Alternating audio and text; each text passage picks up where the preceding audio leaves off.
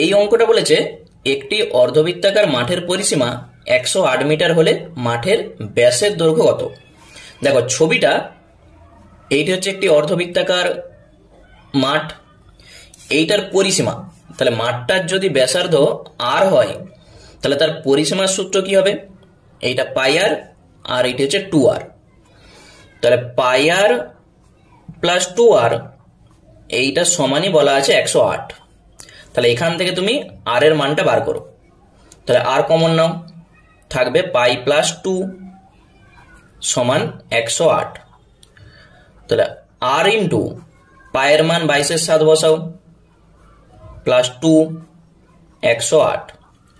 তাহলে এখান থেকে আর গুণিত লসাও করে দাও, 22 আর তার সঙ্গে 7 দুগুণে 14, উপরে হয়ে যাবে 36, 22 আর 14 মানে 36, 108। তাহলে এখান থেকে তুমি আর সমানে কত পাবে, 108 গুণিত এটা উল্টে যাবে 7/36। তাহলে 36কে আমরা যদি 3 দিয়ে গুণ করি 108 হবে।